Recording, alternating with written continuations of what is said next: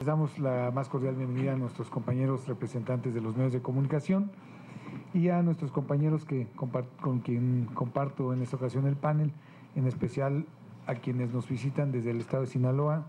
Señor secretario Ernesto Echeverría Ispuro, secretario de Salud de aquella entidad, bienvenido y gracias por tener esta iniciativa de venir a platicar con los medios nacionales sobre los temas positivos que tiene la Secretaría a su digno cargo. También nos acompaña el doctor Arturo Divcuri, director general del Centro Nacional de Trasplantes de la Secretaría de Salud. Bien, gracias Arturo por acompañarnos, así como los médicos que acompañan al doctor Ernesto Echeverría, el doctor Raúl Borrego, jefe del programa de trasplantes de Sinaloa. Bienvenido doctor por acompañarnos y gracias. El doctor Sergio Telles, cirujano especialista en corazón, así como el doctor Miguel Arturo Aguilar, cirujano vascular. Este grupo de médicos, junto con otros doctores que no nos acompañan en este momento, fueron los participantes de una cirugía exitosa, de la cual nos va a platicar nuestro señor secretario de Salud de Sinaloa, y les propongo el siguiente formato. Ahorita nos van a presentar un video, luego el doctor Echeverría hará uso de la palabra, posteriormente el doctor Arturo Div algún comentario y luego vendrá la sesión de preguntas y respuestas. Ernesto, por favor. Adelante. ¿Nos pasamos el video? Adelante con el video.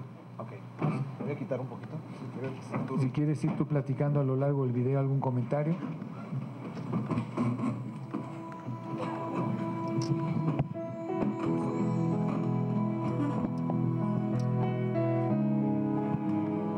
Buscar la mejora de la calidad de vida para los sinaloenses es una preocupación. La salud juega un papel fundamental en el desarrollo de la sociedad. Ante esto, es digno de reconocer y alabar el trabajo que el secretario de Salud, el doctor Ernesto Echeverría Ispuro, ha realizado al reactivar el programa de trasplantes de donadores cadavéricos en el estado y donde en días pasados se realizaron con éxito 4 cirugías de este tipo. En este sentido, los más importantes fueron un trasplante de corazón que se le colocó a una persona masculina de 54 años de edad, siendo apenas el segundo trasplante de corazón que se realiza en el Hospital General de Culiacán, resaltando que el primero fue en el año 1999. Otro beneficiado con la colocación de un nuevo hígado fue otro joven del sexo masculino, donde ambos casos las cirugías fueron un éxito y ahora los pacientes se recuperan con gran esperanza de volver a realizar su vida de manera normal. Con esto, la Secretaría de Salud cumple su palabra de iniciar con este tipo de cirugías complejas en este 2013,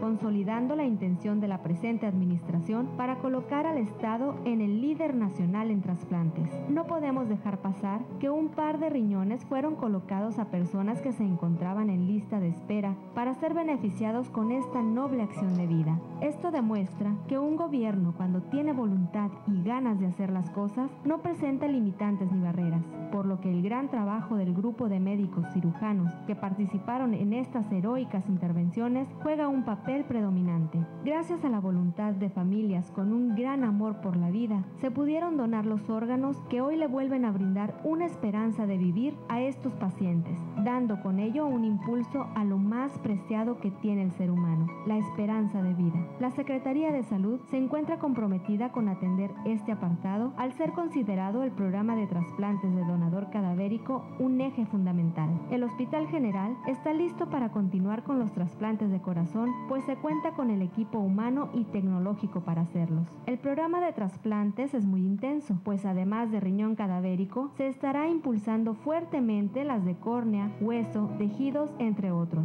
Sinaloa quiere ser un estado dador de vida. Por eso, cuando se unen la voluntad política y el apoyo irrestricto, en este caso de la Secretaría de Salud Federal, se hacen las cosas.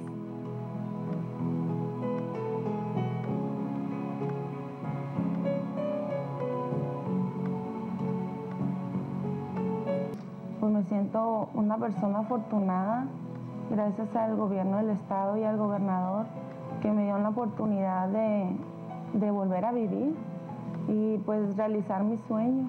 Vicente Castillo Nevares, pues me siento bien porque aquí están haciendo por cada vida más ustedes y de aquí al hospital que estemos viviendo más muchas personas, y ojalá que así sea de aquí para adelante. Mi nombre es José Antonio Velázquez Soto. Creo que este apoyo va a ser a partir de ahora. Él es A partir trasplantado de de hígado. ahora, El previo era de pues, corazón. va a ser más importante de nuestra parte porque nos ha creado de hecho una nueva vida. Me llamo Manuel Lugo Durán y me siento ahorita como si estuviera en el cielo, con unos ángeles maravillosos que son el doctor Echeverría, el doctor Borreo y toda la doctora Sotelo y todo el equipo tan profesional y tan capacitado que hay para trasplantes. Que no sé las estadísticas, pero yo creo que son de los número 1 en la República. Y también más agradecido con el señor gobernador, don Mario López Valdés, que está apoyando fuertemente este programa de trasplantes de órganos. Tenía 5 años sin trabajar, imagínense cómo andaba mi casa. No me daba cuenta que no lo creía, estaba emocionado, quería pegar un brinco cuando pasaron las ambulancias y todo el mundo ahí. Ahí van los órganos, con ganas de irnos detrás de la ambulancia. Muy emocionado.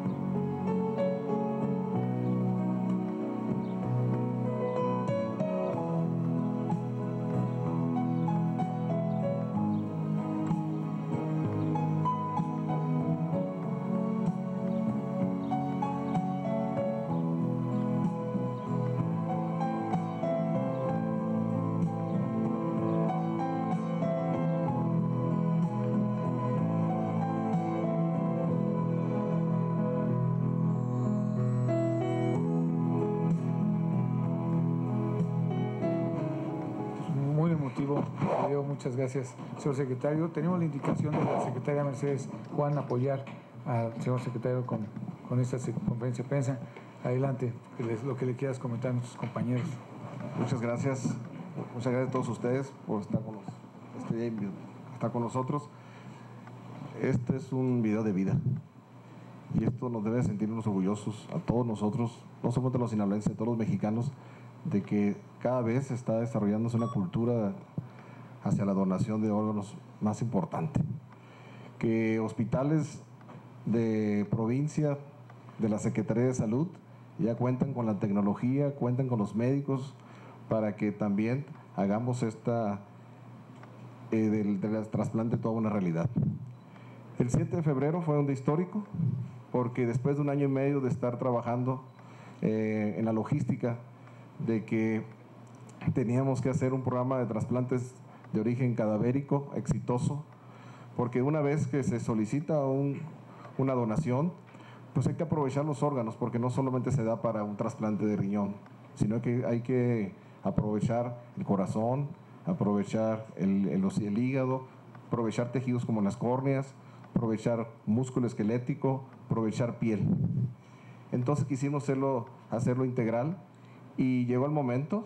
Una donación del Hospital General de Los Mochis, de una persona joven, la familia nos los dona.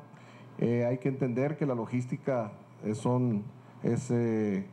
muy importante, se tenía todo planeado. Participaron casi 75 personas, desde el piloto del helicóptero hasta el camillero, hasta los de protección civil, etcétera, para poder lograr este milagro de la vida y de la ciencia.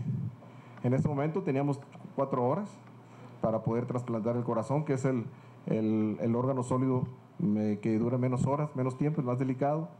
Y en ese mismo momento ya estaban los receptores, que eso es muy importante, ya tenemos receptores ya totalmente programados en caso de que suceda esta donación. Y ya tenemos receptores en un quirófano para hígado, teníamos uno para corazón, y en otros 2 quirófanos teníamos ya los receptores de riñón. Ahí ven ustedes el trabajo multidisciplinario y los cirujanos vasculares, que no solamente son uno, son varios médicos que están entrenados en diferentes órganos. Y lo más interesante de todo esto, que se hizo todo en 10 horas, toda una logística, en 10 horas se hizo todo esto. Y el primer comentario del video de las señoras que estaban, los pacientes trasplantados en terapia intensiva, tenían 2 días de trasplantados. Después se dieron de alta a los 7 días. Esto es para nosotros muy importante, de que la gente vea, la sociedad, de que estamos viendo no solamente que se va a hacer un trasplante, sino estamos viendo ya los resultados del éxito, para que haya mayor conciencia y que la gente nos ayude cada vez a desarrollar un programa de donación exitoso.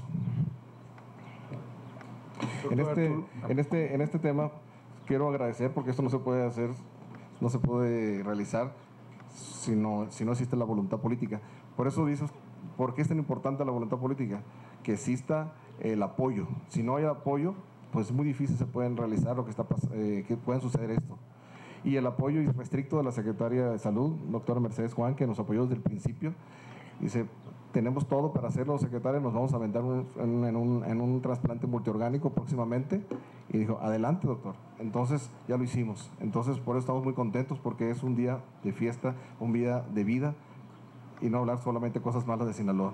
También hay cosas buenas, positivas, de que somos un estado que da vida también. Muchas gracias. Doctor Arturo Díaz. Estamos muy contentos. El Centro Nacional de Trasplantes, que lleva muchos años con el registro de actividad nacional, pues registra esta noticia y este hecho como algo muy importante. Este año vamos a cumplir 50 años de que se realizó el primer trasplante en México de riñón. Me remonto a 1963, apenas 2 años después de que empezaron los primeros trasplantes en el mundo en forma ya organizada. Me refiero a los trasplantes que se realizaban en 1961 ya como programa en Estados Unidos, en Francia, en Inglaterra, en Rusia de aquellos años. Y en nuestro país hace 50 años se veía como este primer trasplante que se hizo como algo que se iba a hacer en forma muy eventual, en casos muy especiales. Pues después de 50 años estamos viendo que se pueden hacer todos estos trasplantes, y cada día con mayor asombro vemos logros más importantes. Hace 20 años yo personalmente estuve en Sinaloa, en el Hospital General. Si no son 20 años, son 21, 22, pero por ahí de los años 90, 91, yo ya dirigía el Registro Nacional de Trasplantes, y recuerdo haber estado allá cuando se transformó el Hospital General de Culiacán para darle un piso completo al cuarto, que creo que sigue siendo el mismo. Y se remodeló para hacer la unidad de trasplantes del Hospital General de Culiacán. Y hace 20 años que estaba yo allá, veíamos como una enorme oportunidad para Sinaloa el que tuviesen esta unidad, que no todos los hospitales, o casi ninguno en México la tenía, con esas características. Pues 20 años después estamos viendo éxitos en todo el país, y estos en Culiacán pues nos permiten asombrarnos, felicitarlos. Sabemos lo complicado que es el que alguien al morir done sus órganos y se puedan trasplantar, la cantidad de gente que se involucra, la tecnología que se requiere y la infraestructura médica que se tiene que tener. Muchísimas gracias. Yo, como parte de la Secretaría de Salud y como director general del Centro Nacional de Trasplantes, a los medios de comunicación los he tratado durante muchos años. Les agradezco mucho que estén presentes, que nos ayuden a difundir esto.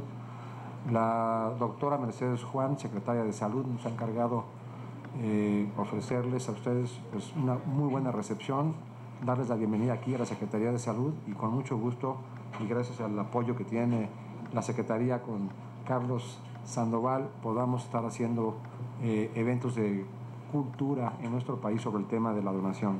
Creo que esta parte de la cultura ya ha crecido en México. Si me preguntan cómo estamos, les diría que más del 80% de los mexicanos, cuando se encuestan,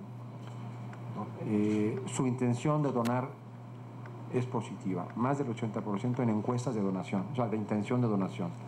Pero la que yo he llamado siempre la encuesta científica, que no es una encuesta de intención de donar, sino la que se hace en los hospitales cuando alguien muere en condiciones de donar y en un hospital autorizado para que se pueda llevar a cabo la donación. Esa es la científica. 8.7 de cada 10, es decir, 87% de las donaciones solicitadas a los familiares de quienes sí pueden donar se consiguen. Y esto pone a México en los terrenos del concierto internacional al mismo nivel. Entre 80 y 85% es el promedio internacional de aceptación de donación en países con alto desarrollo en programas de trasplantes. Muchísimas gracias, insisto, los medios de comunicación han jugado un papel importantísimo en el conocimiento, en la difusión y en la aceptación de la sociedad a los actos de donación y al seguimiento de los pacientes que se puedan trasplantar y tener éxito. Muchísimas gracias. Para iniciar la sesión de preguntas y respuestas, don Arturo, su servidor, los ubicamos, pero nuestros amigos y Sinalbano, la única petición que les haría es que al momento de hacer la pregunta pudieran presentarse con su nombre y el medio para que el señor secretario Sinaloa los ubique. Gracias, mijo. Laura Toribio de Excelsior. Adelante, mijo. Hola, ¿qué tal? Buenas tardes. Doctor Curi, quiero preguntarle, si bien ya el reto no es la cultura de donación, como bien nos dice, ¿qué es lo que sigue? Es decir, ¿cómo estamos en materia de tecnología e infraestructura? ¿Cuántos especialistas hay en el país para extraer y trasplantar órganos? ¿Cuántos hospitales están autorizados por la Secretaría de Salud para realizar estos procedimientos y se ha avanzado en esto? ¿Y cuántas naciones se siguen perdiendo por falta precisamente de infraestructura y de hospitales autorizados para realizar? Y bueno, de paso que nos dé por favor el censo de cuántos órganos se necesitan en el país, por favor. Gracias.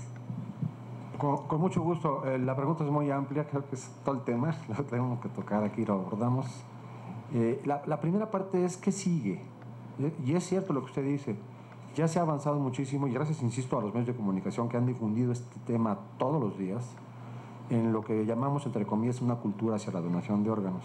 Lo que sigue es fortalecer a la infraestructura médica hospitalaria en muchos estados del país en donde no se tienen los recursos ni humanos, ni científicos, ni tecnológicos, ni de equipamiento, ni de logística para que estas cosas se puedan hacer así, sobre todo los multiorgánicos. Se requiere el apoyo indiscutiblemente de las autoridades de todos los niveles, en especial las de salud, en todos los estados. Y creo que esta es la parte para nosotros más difícil ahora. El reto es insistir en que se destinen recursos en muchos estados de la República para la infraestructura hospitalaria. La numerología, si así queremos llamarle, la podríamos dividir en dos temas. Uno es cómo estamos al día de hoy en trasplantes, en donación y trasplantes en México. Bueno, tenemos un registro en el Centro Nacional de Trasplantes, en una área que se llama Registro Nacional de Trasplantes, que nos indica que poco más de 17,000 mexicanos están en esta base de datos actualmente, al día de hoy, 17,300 y pico, que están registrados para recibir un trasplante.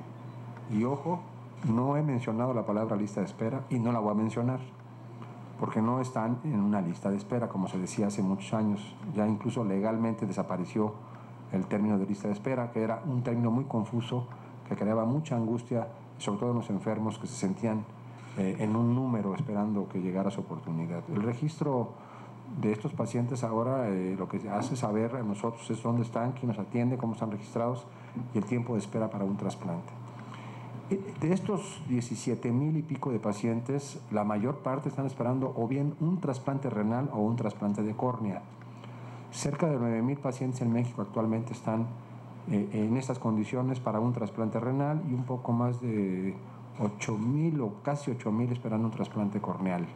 Que por cierto, el trasplante corneal es algo sumamente sencillo, con cirugía prácticamente ambulatoria y de la cual México pues tiene que incrementar mucho su número de trasplantes. De este grupo de pacientes están los demás, en menor proporción. Hay casi 450 pacientes para trasplante de hígado, alrededor de 40 para trasplante de corazón, y el resto de los trasplantes ya va en posiciones cada vez menores. Lo importante es que la gran mayoría en México, como en todo el mundo, están para trasplante de riñón o de córnea, que son los padecimientos que más se trasplantan en todo el mundo. Ahora, el año pasado, para cerrar cifras del 2012, se hicieron en nuestro país casi 6,000 trasplantes. Si no llego a los 6,000, faltarían muy poquitos. trasplantes de órganos. Y voy a hablar en números redondos, aunque traigo las cifras muy acotadas si alguien las necesita así exactas, ¿no? Pero números redondos son casi 6,000. Cuando hace 4 años estábamos haciendo 3,000, es decir, en 3 años se duplicó el número de trasplantes que se hacen en México. Esto no quiere decir necesariamente que se duplicó el número de trasplantes, sino que ya ahora tenemos información mucho más completa que la que teníamos hace 3 años, en base a un desarrollo tecnológico que hemos hecho en el Centro Nacional de Trasplantes para recibir información por vía electrónica muy precisa y con mucha oportunidad en cuanto al tiempo. La mayor parte de los trasplantes de donación cadavérica, porque ese es el otro aspecto que quería tocar para completar su pregunta, tenemos 2 grandes programas: el de donación viva, que es para prácticamente pacientes con enfermedad renal, con excepciones. Ya se hacen en México trasplantes de hígado de donante vivo, secciones de hígado, pero prácticamente es el trasplante renal el único que se hace con vida. Y ahí México, y si esto hay que decirlo, tiene una enorme experiencia. En trasplante renal de donante vivo, México ocupa el primer lugar en tasa de donación de sujetos vivos, después de los Estados Unidos de Norteamérica. Y a nivel mundial, México ocupa el 4º lugar, después de China, India, Estados Unidos. Es decir, en esta área de la donación, es de donante vivo renal, sí podemos decir que México puede aportar muchísimo en su experiencia. La donación cadavérica, que es la que tenemos que impulsar y que es el reto, y que esto es el ejemplo que hoy se platica aquí, es este hecho de que los sujetos al morir puedan donar. Aquí los requisitos biológicos y legales son mucho más complicados, pero bueno, esto hay que levantarlo. Afortunadamente, después de una etapa en donde hubo una parálisis por ahí de los años 2007 y 2008, mucho debido a las condiciones que tuvo el país en esos años por la epidemia viral que se presentó, que disminuyó mucha actividad en trasplantes, pero ya en 2010, 11 y 12 vuelve a levantarse la donación de órganos de cadáver en México. El año pasado hicimos 833 trasplantes de donante cadavérico, que ya nos da una cifra de 8, casi 8 por millón, cuando andábamos en 3 por millón hace algunos años, trasplantes por millón de habitantes en nuestro país. Y bueno, pues el reto seguirá siendo, insisto, estas 2 áreas: incrementar la donación de donantes cadavéricos y segundo, o primero yo diría, incrementar el apoyo económico y realizar infraestructura médica y hospitalaria para tener condiciones de hacer trasplantes en forma exitosa. Yo solo puedo decir cuáles son los estados más activos. Miren, obviamente el Distrito Federal, aquí sí se los voy a dar exactos para no demeritar a ningún estado. Los estados más activos son el Distrito Federal, y estoy hablando ahora de trasplantes de donante fallecido nada más, que esta es la actividad que nos atrae el día de hoy a esta reunión, que el año pasado tuvo 178 trasplantes de donantes fallecidos. Ya no decimos cadavéricos, ya decimos fallecidos porque suena menos fuerte el término. Después Guanajuato, luego Jalisco, luego San Luis Potosí, Nuevo León, Puebla, Sonora, Chihuahua, Michoacán y Sinaloa, que está en el 10º lugar de estos 10 que diríamos son los top, los 10 estados que más trasplantes hacen de donante cadavérico.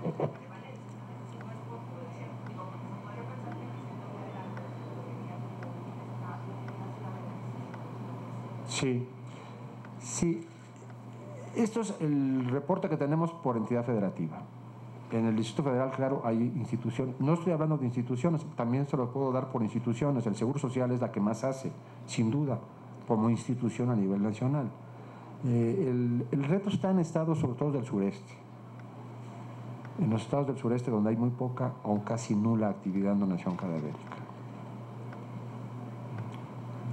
Muy bien. Gracias, Laura. La cita Adriana Alatorre del periódico Reforma. Hola, buenas tardes. Tengo varias preguntas. Primero para el secretario de Salud del Estado, que nos cuente por qué se suspendió el programa hace unos años y reactivado ya el programa, cuál es la meta que tienen. Y para el doctor, ¿cuáles son los principales órganos que son difíciles de trasplantar? O sea, los más bajos. Y ¿cuántos hospitales de la Secretaría de Salud de provincia pueden hacer este tipo de operaciones y cuál es el promedio de espera para recibir un órgano. Con mucho gusto. Como dice el doctor Arturo Di Curi, Sinaloa empezó hace 21 años, luego hubo un impasse, y vuelvo a recalcar, ese impasse que hubo fue cuando no hay voluntad política muchas veces en apoyarnos. Cuando vuelve este gobierno en 2 años, hace 2 años, existe la voluntad política, existe el apoyo, vuelve otra vez a estimular al equipo de trasplantes, aquel equipo de médicos de antaño, los vuelve a reactivar, se integran nuevos personajes como el doctor Telles, cirujano de corazón, y volvemos a lanzar esto. Queremos ser líderes en trasplante cadavérico. Tenemos ahorita, llevamos más de 38 trasplantes de riñón, es el primero de corazón, el primero de hígado, llevamos 4 de córneas, pero prácticamente tenemos la experiencia, pero es un programa joven.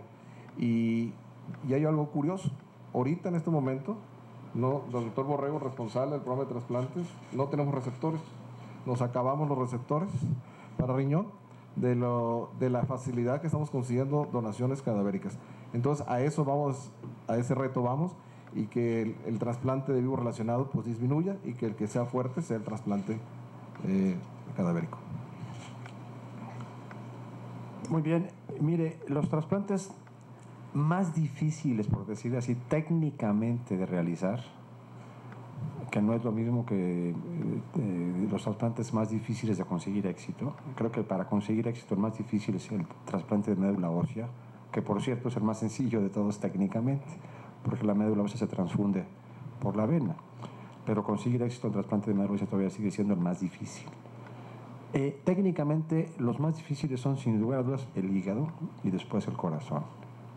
El hígado sobre todo porque involucra una cirugía muy extensa en un sujeto enfermo de un padecimiento en la insuficiencia hepática terminal, que no solamente dañó el órgano, que es el hígado, sino daña a todo el cuerpo humano, produce una alteración en la circulación venosa intraabdominal, la cirrosis hepática, que se conoce como hipertensión portal, que dilata todas las venas del abdomen interno, sobre todo las venas que llevan sangre del hígado hacia el hígado y del hígado hacia el corazón, y produce tal magnitud de dilatación venosa que técnicamente el riesgo de la cirugía de un trasplante hepático no es en el trasplante, sino en quitar el hígado que está enfermo, en un padecimiento con hipertensión portal. Y además implica anastomosis no solamente arteriales y venosas, sino también de conductos que llevan la bilis. Por eso es el más difícil de todos. El número de hospitales, mire, en México tenemos autorizados, y esta autorización la otorga la COFEPRIS, que es la autoridad sanitaria que otorga permisos y los revoca o hace verificaciones sanitarias, no nosotros, son Senatra. Tenemos en este momento alrededor de 410 hospitales en todo el país que están autorizados por la COFEPRIS para realizar actos de procuración y trasplante, o solamente actos de banco de órganos de tejido, que sea su lugar donde se almacenan temporalmente. La mayor parte de estas 408 licencias son para hacer trasplantes. 308 hospitales pueden hacer trasplantes en este momento en el país. Y la otra parte de su pregunta, ¿cuál es el porcentaje de espera? Qué bueno que lo preguntó esto, Adriana. Y esto sí hay también que decirlo, comunicarlo.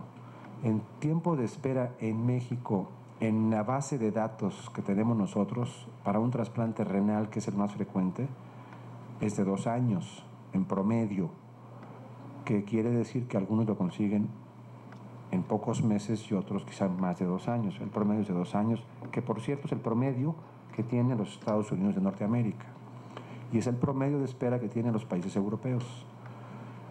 El corazón y el hígado en nuestro país, sus tiempos de espera son mucho más cortos que en otros países, porque hay pocos pacientes en espera de corazón y de hígado, toda vez que hay pocos hospitales en México que están capacitados para hacer trasplantes de corazón y de hígado.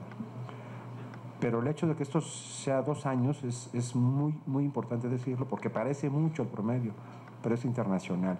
Y si hiciéramos comparaciones con el país que nos queda más cerca, que son los Estados Unidos de Norteamérica, Ellos tienen en su base de datos, en un registro que ustedes pueden consultar, es abierto, que se llama en el portal de UNOS, que es el portal de United Network Organ Sharing, que sería el equivalente de un Centro Nacional de Trasplantes en los Estados Unidos de Norteamérica, que es una institución privada pero financiada por el gobierno americano y vigilada por el gobierno americano. Y ustedes pueden ver ahí, entrando al portal de UNOS, hay más de 100,000 norteamericanos en esa base de datos en lista de espera. Allá sí le llaman lista de espera.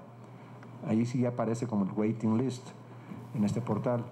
Y el tiempo promedio de espera también lo pueden ver ahí para ellos, es de 2 años. Entonces, con esto completo la respuesta, Adriana. ¿Puedo hacer una acotación a lo que usted mencionó? Facilito. Técnicamente un hígado es 10, corazón es un 5, riñón es un 3. Pero el problema no es ese.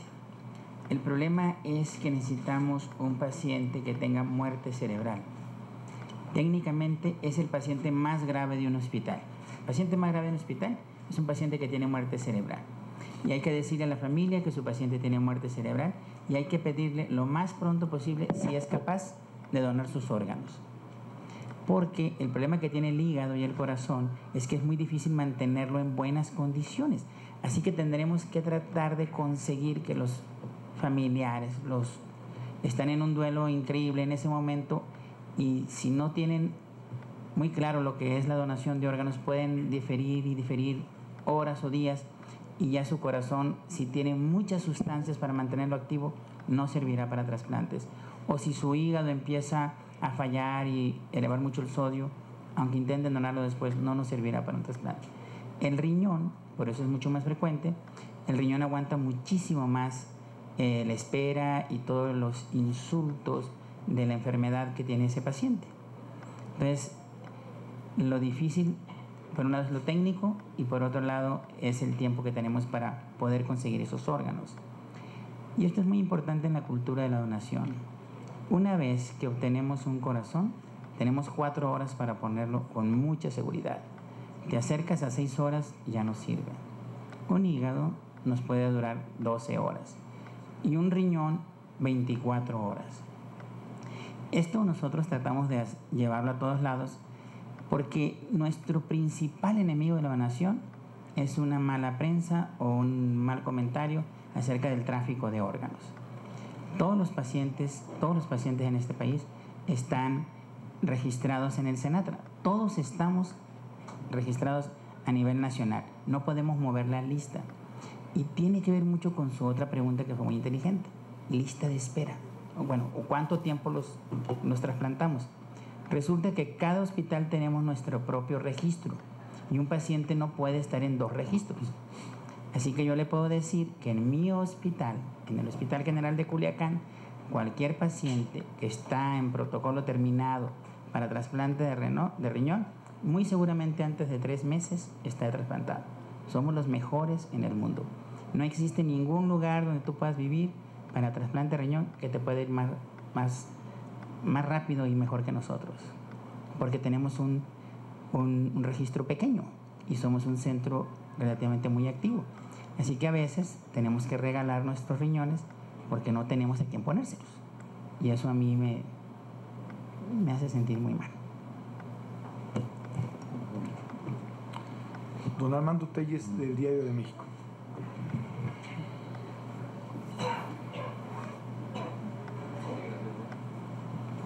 Sí, bueno, gracias. Creo que lo que quería preguntar yo lo hicieron mis compañeros, pero bueno, quedan muchos interrogantes al respecto. La cultura de donación en México sigue siendo un tabú.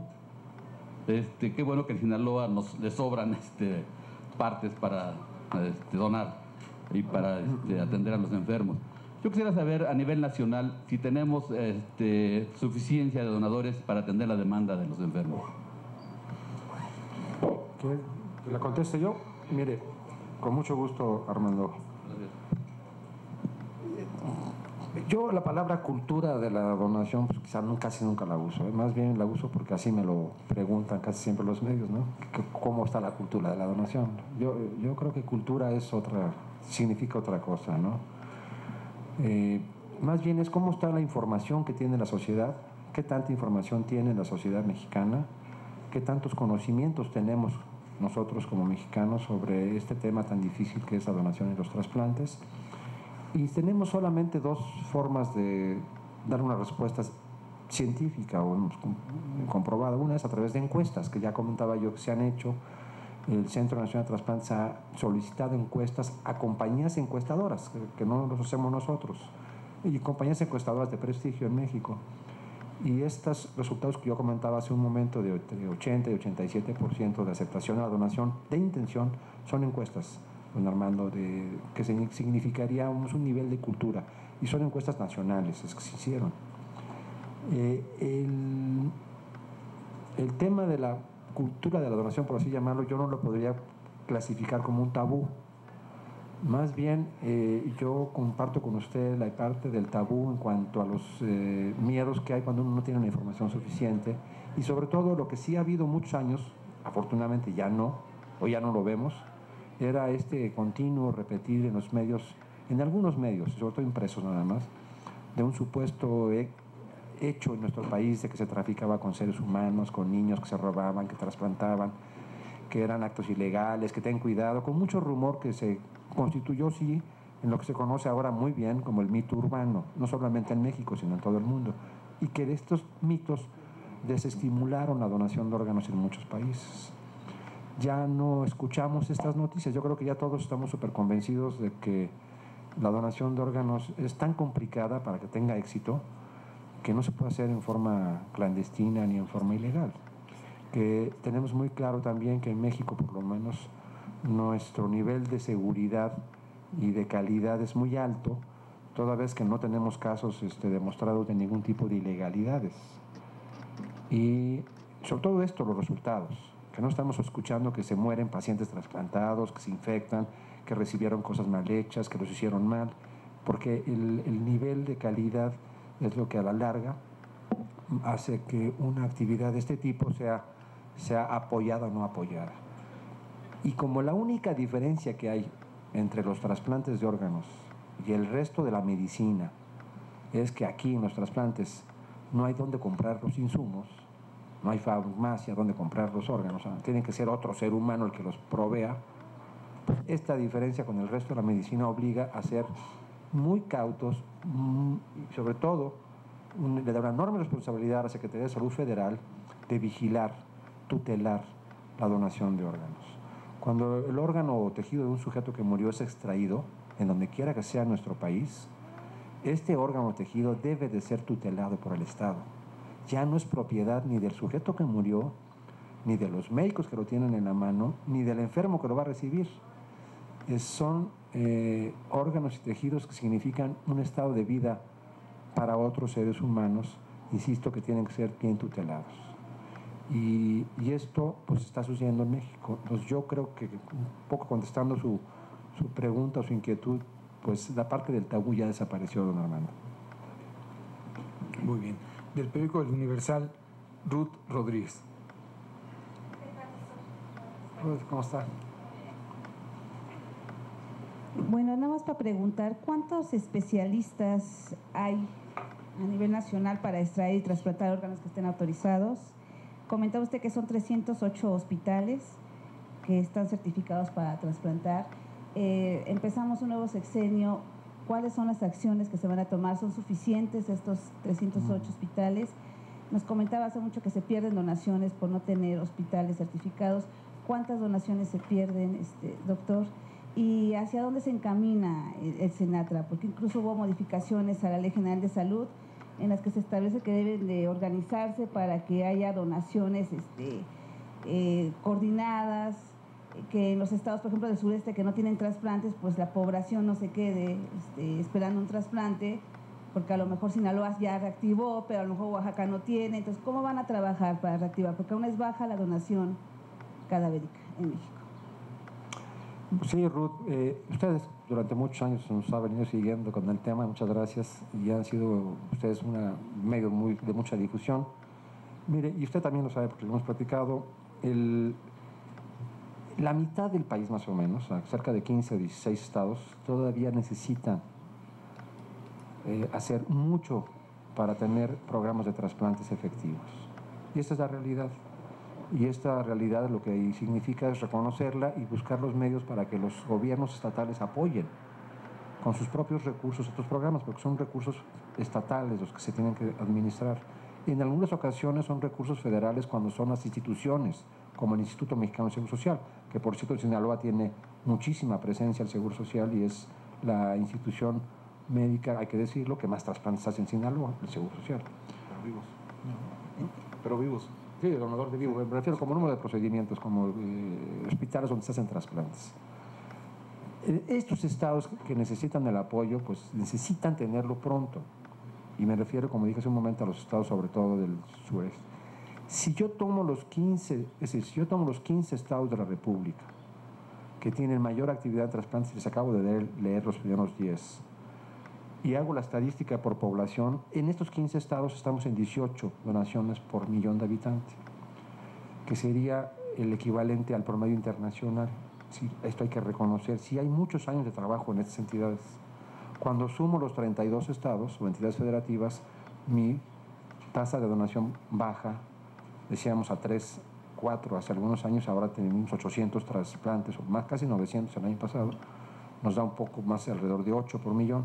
Pero aún así, la estadística de los hospitales donde sí se hacen trasplantes está mostrando un crecimiento adecuado. Y esto también, insisto, hay que decirlo. Las reformas a la Ley General de Salud que se hicieron el año pasado y que cada año lo estamos haciendo, porque como ustedes saben, la Ley General de Salud en el tema de donación de trasplantes todo el tiempo está siendo revisada, todo el tiempo hay propuestas de reforma. Las del año pasado lo que hicieron fue darle obligatoriedad a un tema que creíamos nosotros, y lo logramos, era indispensable. Imagínense ustedes un hospital en donde una persona llega accidentada, un muchacho joven, le dieron un balazo en la cabeza, en una riña, en un asalto, tiene muerte encefálica, se comprueba la muerte encefálica, el hospital tiene autorización por la COFEPRIS para hacer trasplantes. La familia lo acepta la donación y a partir de ese momento se inicia todo un proyecto, una logística y un trabajo extensísimo de médicos, de llamadas telefónicas, de administrativos, de abogados, de ministerios públicos que intervienen en este asunto.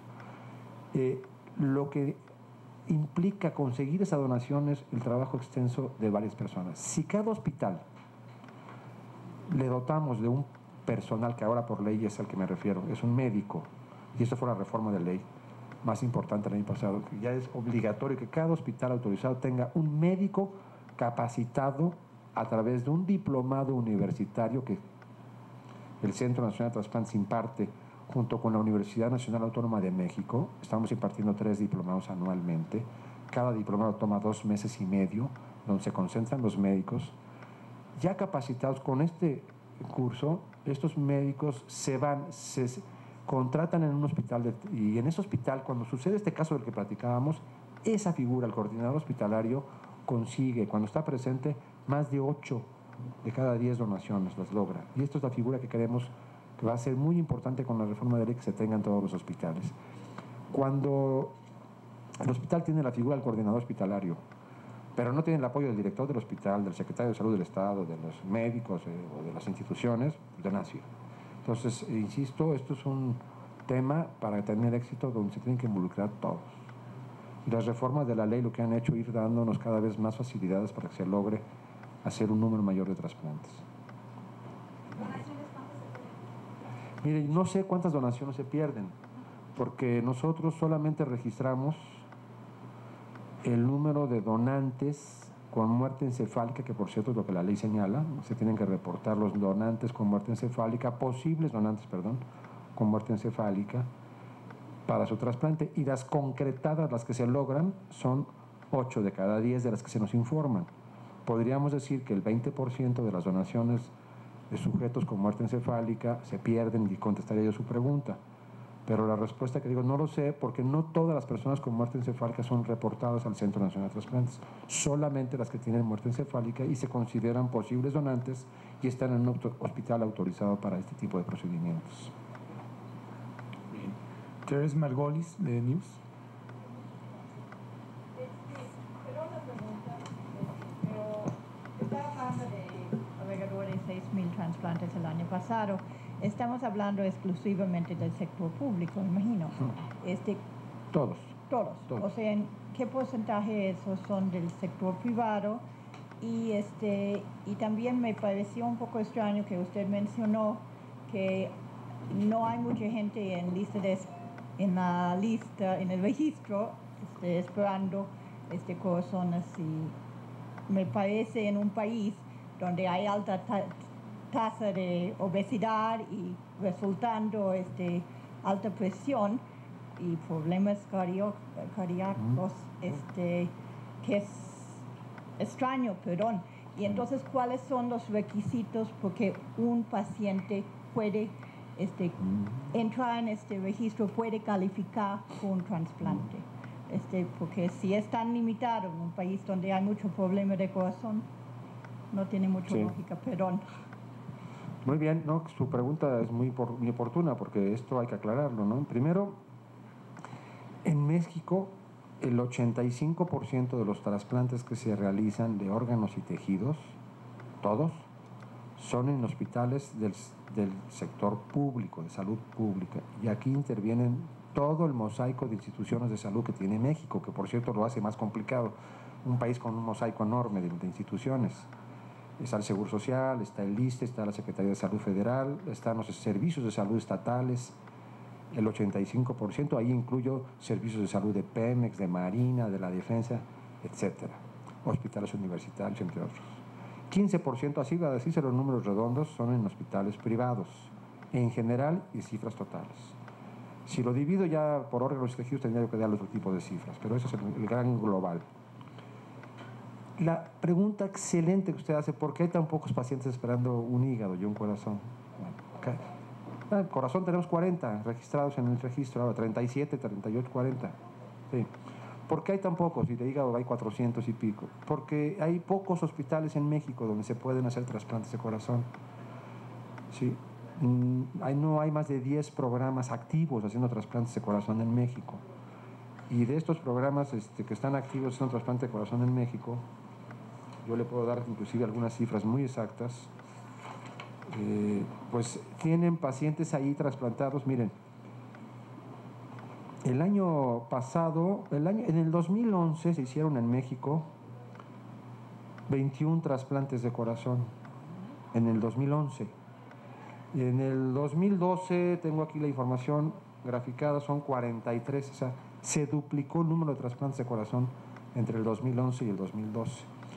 Pero solamente se hacen trasplantes de corazón en algunos hospitales del Seguro Social, en algún hospital de la Secretaría de Salud o algunos, en un hospital de Pemex y en 2 privados. Es decir, hay muy poca actividad de trasplantes en México de corazón, por lo que no hay una lista grande de pacientes en espera. Solamente estos hospitales tienen la capacidad de registrar pacientes en espera, los que están autorizados para trasplante cardíaco. Pero usted tiene razón, hay muchos más enfermos que no están registrados.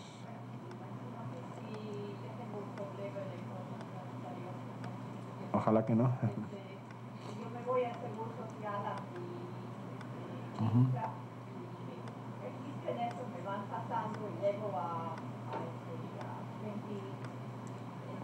21. Ahí sí. ¿Por qué no llegué a la lista? Mire, si está en el siglo XXI, está en la lista. Me refiero... Sí. Esa pregunta, insisto, por eso es tan importante, porque lo que nosotros tenemos es el registro de pacientes que están, entre comillas, en espera, ya dijimos que no se llama lista de espera, de las instituciones autorizadas para este tipo de programas de trasplante. Y desafortunadamente en México no hay más programas de trasplantes cardíacos, hay pocos. Entonces sí sabemos que si no incrementamos y si no, por ejemplo, el caso que vemos hoy es el primer trasplante de corazón o el segundo que hacen en Sinaloa, ¿no?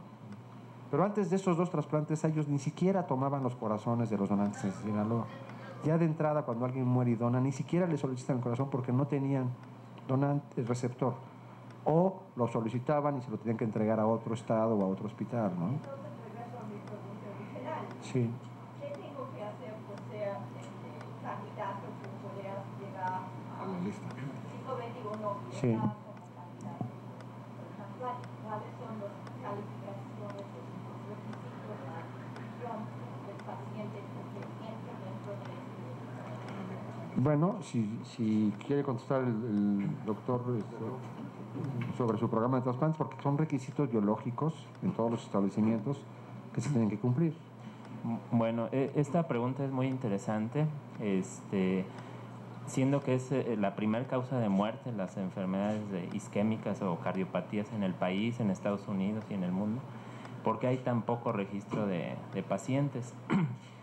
¿Cuáles son los requisitos que usted menciona? Pues que tenga una fracción de expulsión su corazón muy baja, abajo del 25 al 30%, que le impida llevar una vida productiva, sana, que le deje llevar sus actividades normales.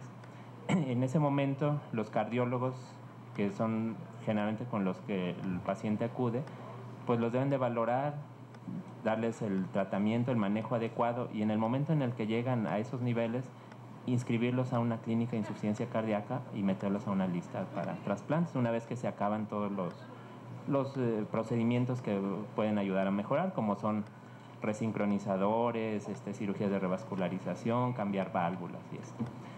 Sin embargo, es un trabajo muy arduo, muy complejo, en el cual se involucra mucho personal, se requiere mucho tiempo dedicarle a este tipo de pacientes, y yo creo que ahí es donde a veces los cardiólogos pues se detienen para inscribirlos en esta lista de trasplantes. Los cirujanos cardiovasculares, que somos los que hacemos los trasplantes, estamos ansiosos por hacerlos, pero si no nos proveen de pacientes para hacerlo, pues nos detenemos. Aquí es donde tenemos que exhortar a los cardiólogos clínicos a producir más pacientes, ¿verdad? Muchas gracias. Señorita Elsa Rodríguez, de Diario Imagen.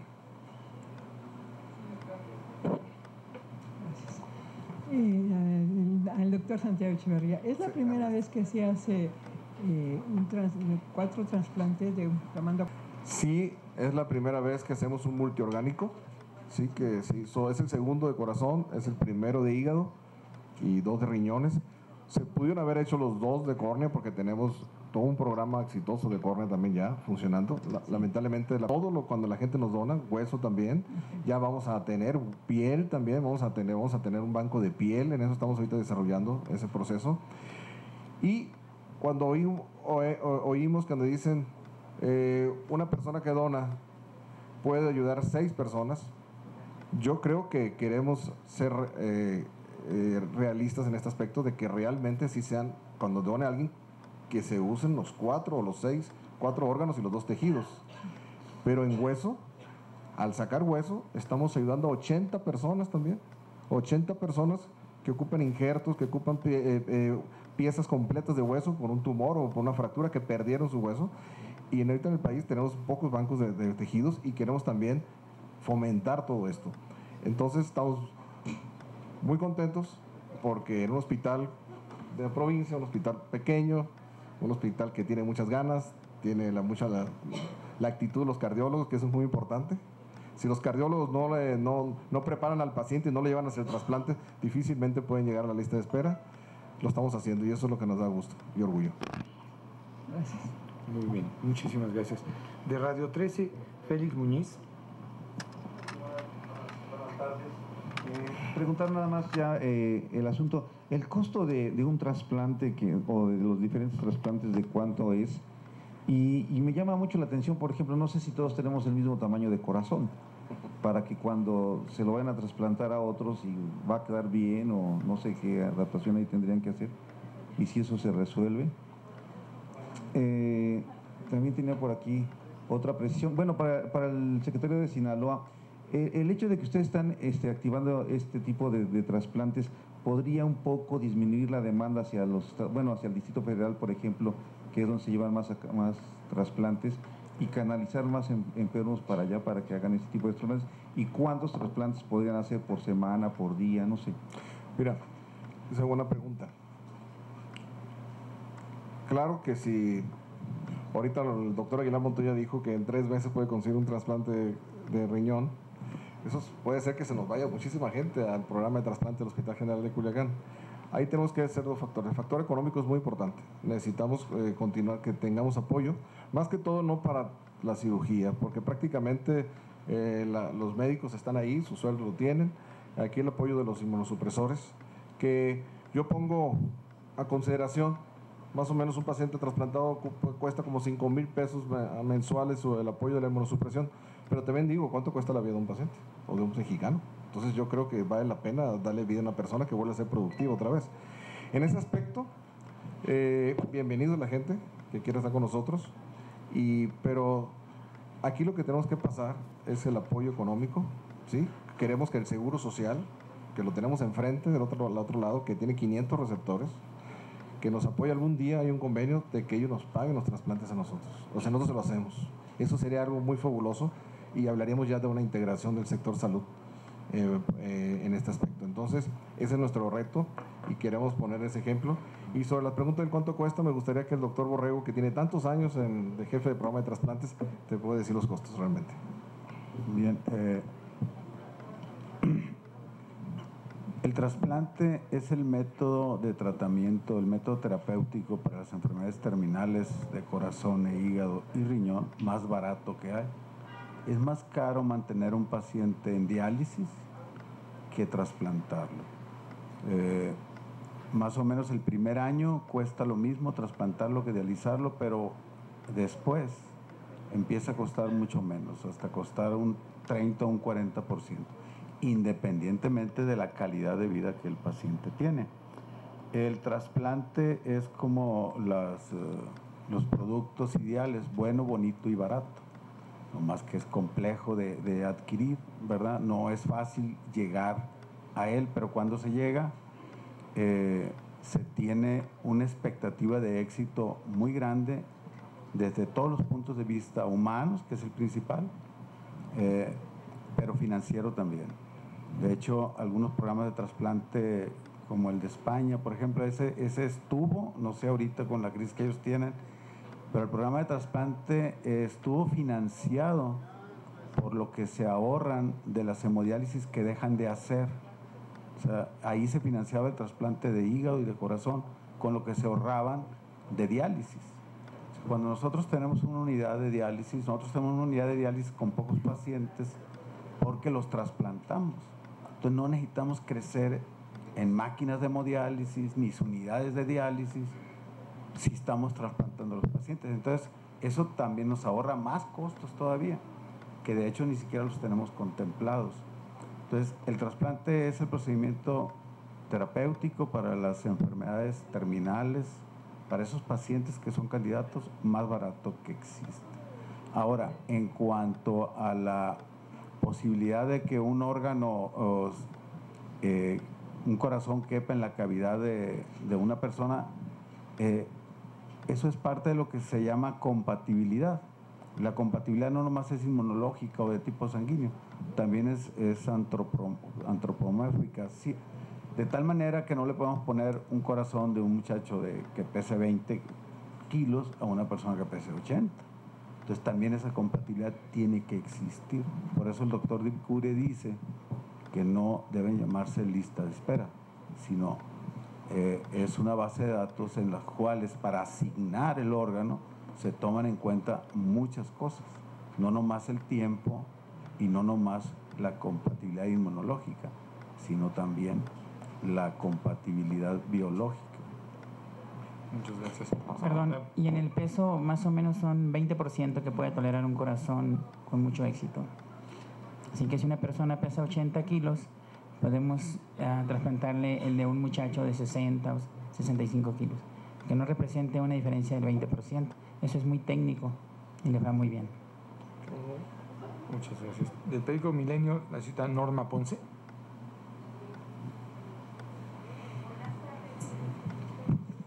Bueno, yo creo que ya hicieron todas las preguntas, pero no sé, me surge una que es, ustedes quieren incrementar lo que es la donación calavérica.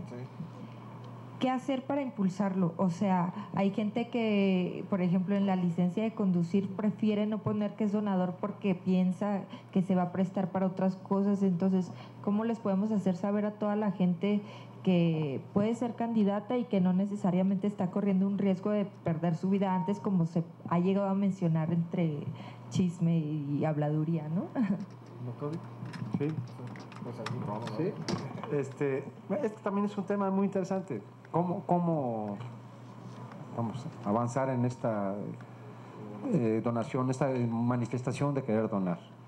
Yo en lo personal nunca he sido muy amigo de que en la licencia de conducir se ponga la leyenda que quiero ser donador. Y por cierto, y por coincidencia, fíjese que uno de los primeros estados en donde se hizo este experimento fue Sinaloa, hace 21 años. Fue el segundo. Fue el segundo. O el segundo. Si usted no hubiera apoyado, hubiera sido el primero. Pero nos ganaron en ese que nos autorizaban.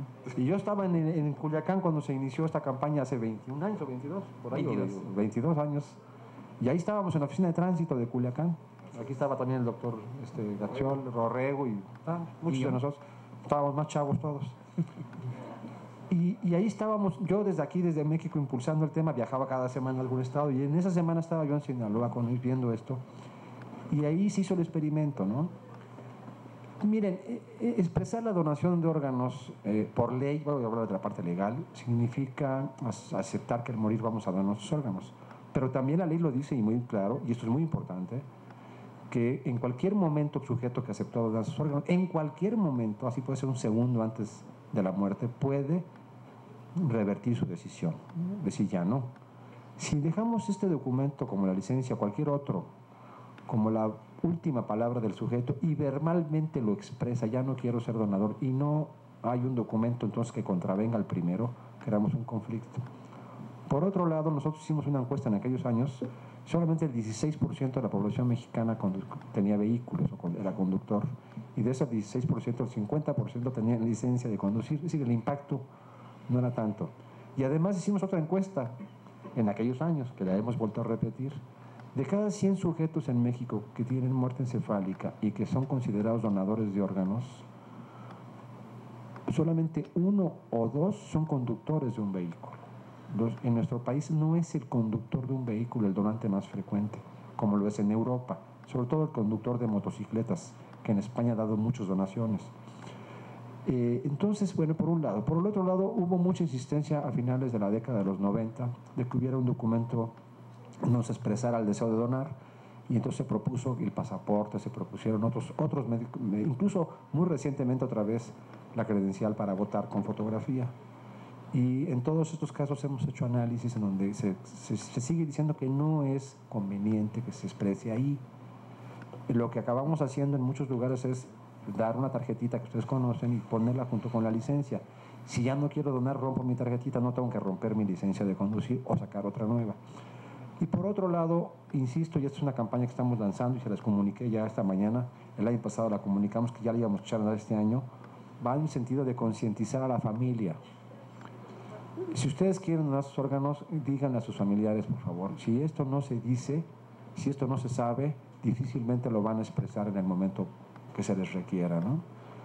Las campañas que estamos haciendo ahora, ya la tarjetita que conocen de donación, que se puede obtener por internet en el portal del Senatra, ya dice ahí una leyenda: entrégasela a tus familiares, ya no la traigas tú en la bolsa. Si yo saco la que traigo en mi bolsa, no es la mía, traigo la de mi mujer, porque es decir, ya ahora estamos buscando que la familia, que es la que tiene que decidir la donación, y que qué bueno, porque esto es un asunto muy importante, que la familia participe, sea la que traiga la tarjeta de la donación, ¿no? Y esta es la forma en donde podemos seguir incrementando el número de sujetos que están, manifestándolo socialmente. Muy bien, gracias. Hasta la suegra. Yo quisiera agradecerle su pregunta, porque todo lo que es cultura, aunque el doctor dice que no debemos usarla, pero todo lo que es información, entonces, creo que nos ayuda mucho al momento de los fregadazos, cuando tienes que pedirlo, cuando estás ahí en el hospital. Créanme que sirve mucho. Entonces, llevar el tema a la familia es muy importante. Algunos países tan avanzados como España, Bélgica, Holanda, han avanzado y modificado sus constituciones de tal manera que ellos tienen lo que se llama el consentimiento presunto o presumido, donde todos son donadores, a menos que tú hayas ido al ayuntamiento a decir que no quieres ser donador. ya ni te preguntan. En México, y la práctica diaria en los hospitales, los que estamos ahí vemos cómo, aunque ese paciente tenga su licencia o su tarjetita de que es donador, si su disponente secundario más cercano, llámese esposa, el hijo mayor, dice que no lo dona, no se dona, aunque haya ese paciente firmado que quiere donar. Nos sirve como un apoyo psicológico para insistir en que no los donen, para pedirle que respete la voluntad de su ser. Y eso es como lo consigues, porque tienes muy poquito tiempo para conseguir ese donante. El tiempo es oro aquí. O sea, no es que te vaya a vivir un día más, 2 días más. Su corazón deja de funcionar, su hígado ya no sirve, te vas perdiendo. Si las personas tienen algo de información, hace mucho más fácil el trabajo de nuestros psicólogos o de nuestros procuradores. Y si me permite, Arturo, o me permites, Arturo, yo quisiera aquí también reforzar una información muy importante. Una de las preguntas que más frecuentemente nos hacen, si no la más, es ¿por qué no cambiamos la ley en México para que sea obligatoria la donación y todo el que se muera sea donador a fuerzas, independientemente de que la familia quiera o no? Que es un poco el tema jurídico que se conoce como la donación presunta, que no ha funcionado ni en países totalitarios, y que lo que aparentemente funcionó no fue la donación presunta, sino hospitales y establecimientos y países que tienen un alto nivel de tecnología para hacer esto. Yo no conozco, y tengo toda mi vida en el tema de los trasplantes metido casi desde niño, no conozco actualmente ningún caso, insisto, yo no conozco ningún caso en mi experiencia en donde una persona dijo quiero donar mis órganos, firmó su tarjeta, se la enseñó a los familiares. No conozco uno que al morir la familia haya dicho no aceptamos la donación. No conozco uno.